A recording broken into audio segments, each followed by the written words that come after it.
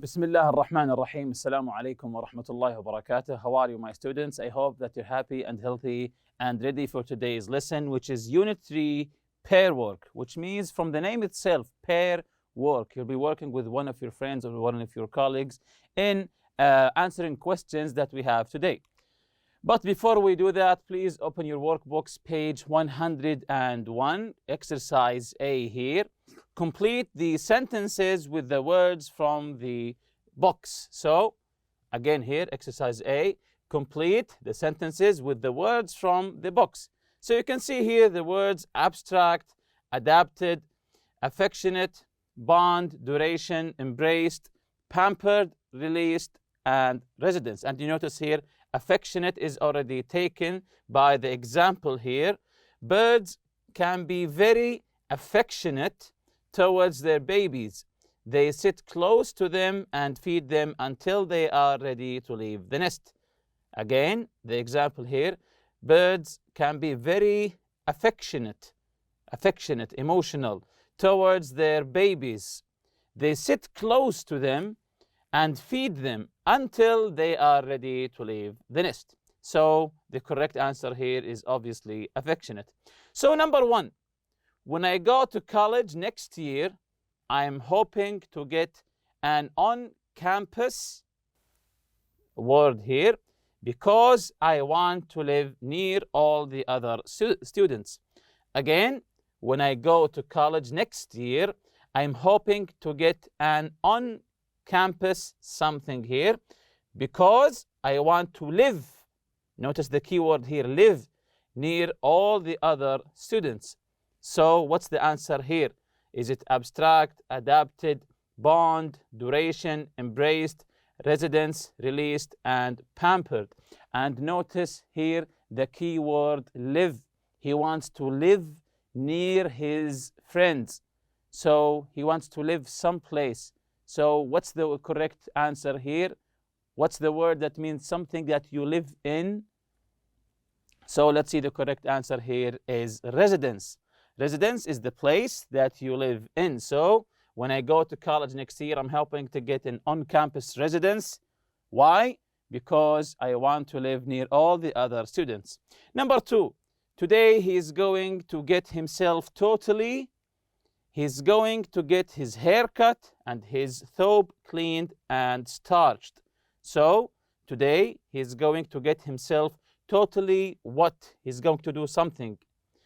What's he going to do? He's going to get his hair cut and his thobe cleaned and starched. So he's taking care of himself on that day. So today he's going to get himself totally, very good, totally pampered, extra care. He's going to get his hair cut and his thobe cleaned and also starched. So continuing here, number three, I prefer art that shows animals and scenery to art. So another kind of art here. I prefer the art that shows animals and scenery to art. I like to know what I'm looking at. So again, I prefer art that shows animals and scenery to something else here, art. Why? Because I like to know what I'm looking at. So what other kind of art that when you see it, you don't know what you're looking at? What do we call it? Most of the time, people don't know what they are looking at. Yes, very good. We call it abstract art. So the answer here, I prefer art that shows animals and scenery, something obvious here, to abstract art. Abstract art. Why? Because I like to know what I'm looking at. Number four, the baby birds will be into nature again after they learn to fly. We must be sure they will be able to survive out in the wild. Again, the baby birds will be into nature again. Into nature again. So what will happen to the baby birds? Again, the baby birds will be into nature again after they learn to fly. We must be sure they will be able to survive out in the wild. So what will happen to the baby birds? The answer is released. They will be released into nature again. Very good. Number 5, I was so happy to see my brother that I him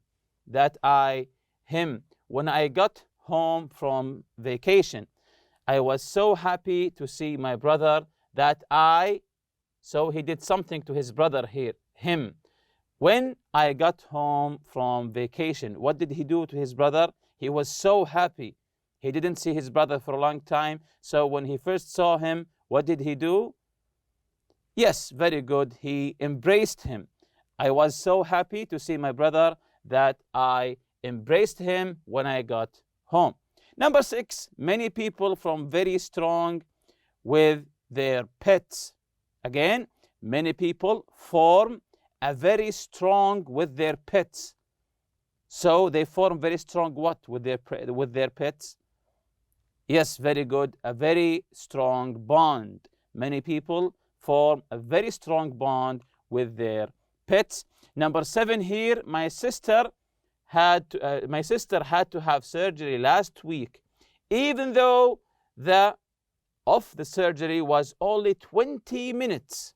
So this is the key word here to help you answer. This is time, 20 minutes. It seemed like a really long time. Again, my sister had to have surgery last week, even though the surgery was only 20 minutes time. It seemed like a really long time. So what's the answer here? What's a word here related to time? Yes, very good. It's the word duration. The word duration. So my sister had to have the surgery last week, even though the duration of the surgery was only just 20 minutes. It seemed like a really long time. Last one here, number 8. We will to living in a new house. So they moved to a new house. They are living in a new house. My father was worried that it would be difficult for us to adjust to the new place. Again, we will to living in the new house. So what did they do well when they moved to the new house? When you move to a new place, what do? Yes, you adapt. We adapted well. We adapted well to living in a new house. My father was worried that it would be difficult for us to adjust to the new place. So the correct answer is adapt. Adapt means to get used to something new. To get used to something new. This is what it means to adapt. Adapt, it means to get used to something new. When you go to a new place, when you go to college, you adapt. You try to get used to this new atmosphere, let's say. So continuing here with exercise B, page 101. Answer the questions. When do you usually embrace someone? So you can answer the questions with whatever you like. So there's no wrong or right answer. So when do you usually embrace someone? Like hugging someone. When do you usually embrace someone? Yes, maybe when you haven't seen someone for a long time and then you see him, because you miss him, of course, you go and embrace him and hug him.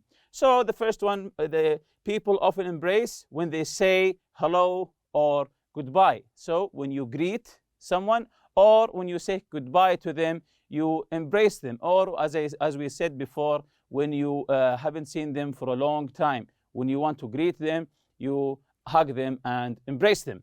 Number 2, who do you know that is affectionate? Describe him or her. Do you know someone who is affectionate, really caring? Do you know someone?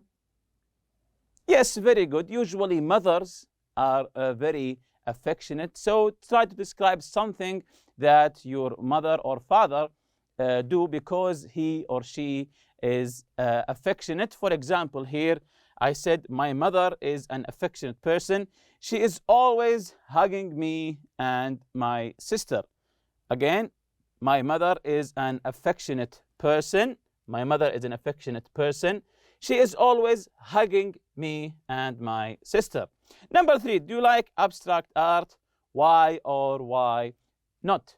Abstract art, when you see a painting, art that is abstract, you can't tell what is in the drawing. Sometimes you see just an eye or a nose in a different shape than that we usually see.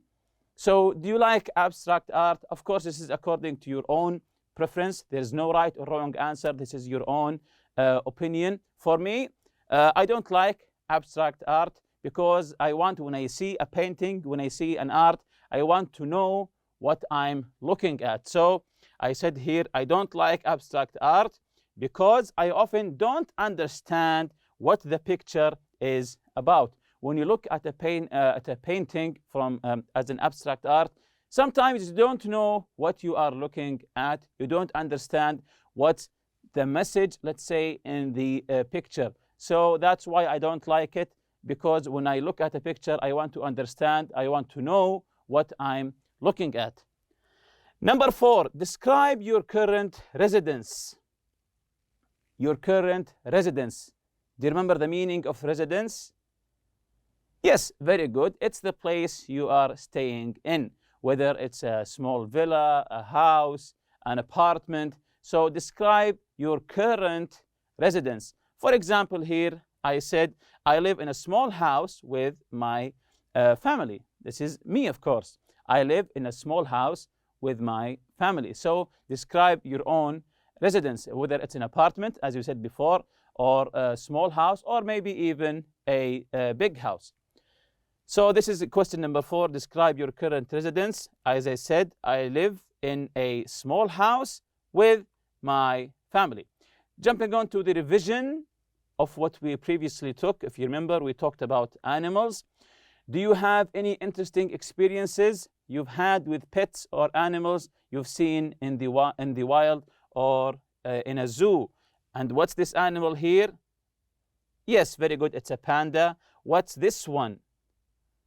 It's white. Yes, it's polar bear. And this one, this animal here with the long neck, what do we call it? Very good. It's a giraffe. And this one, of course, we all know it. It's a monkey. So you remember this lesson, we talked about animals. And if you remember, the theme of this unit is animals, and we indulged in animals. Do they communicate? Do they laugh? And so on. So the question here, do you have any interesting experience with animals as pets or in the zoo? Have you ever gone to the zoo? If no, I advise you to go to look at different animals. So this is the lesson from previous lecture, and here's the first article. If you remember, the Groundhog Day, this groundhog who knows when winter or spring is coming. And this is the Coco, the gorilla. The Coco was famous gorilla who used human sign language. So the gorilla knows how to make a sign language. Coco was taught sign language by psychologist Penny Patterson when Coco was just a baby. So from she was just a baby, the psychologist tried to teach her how to make sign signals. Also here, this cat, we called it a mouser from the name itself, a mouser. A mouser is a cat that is kept for the purpose of catching mice. From the name itself here, mouser, the purpose is to catch mice. This is, let's say, a fancy cat because it's in England, and there has been a mouser at the Prime Minister residence. Where did the cat live? It lived in the Prime Minister's residence. Residence here, the place where someone lives. That's why we called it a fancy cat or royalty, let's say, because it's living in the Prime Minister residence just to catch mice. Then we talked about this lion, and one day in 1969, John Randall and Anthony Burke saw real live lion cub. Cub, it means a small or baby lion. A live lion cub. A cub is a baby lion in a London department store window. Then they released it. Then they came again. 1 year later, they thought that the lion wouldn't recognize them, but he did. So these are today's objectives. Write a paragraph about an animal. So you're going to write a paragraph with the help of your colleague, of course, about an animal. Describe the animal and its behavior. So this is the pair work here. Let's say write a paragraph about an animal you know. So an animal you know. Describe the animal and its behavior. What does it do? Describe the animal and its behavior, but don't say what kind of animal it is. Keep it a secret. Don't say, is it a horse? Is it a lion? Is it a cat? Don't say what kind of animal it is. Exchange paragraphs with a partner. Guess what kind of animal your partner's paragraph is about. So just write a paragraph, maybe 4 or 5 or 6 lines about an animal you know and its behavior. Try to describe him and his behavior or her behavior without saying which animal is it. Then try to then give the paragraph to your friend, and also he will give you his paragraph, and then try to figure out what is this animal. For example, when he say, then I rode my animal. So now you know it's not a cat, for example, because you can't ride a cat. So maybe it's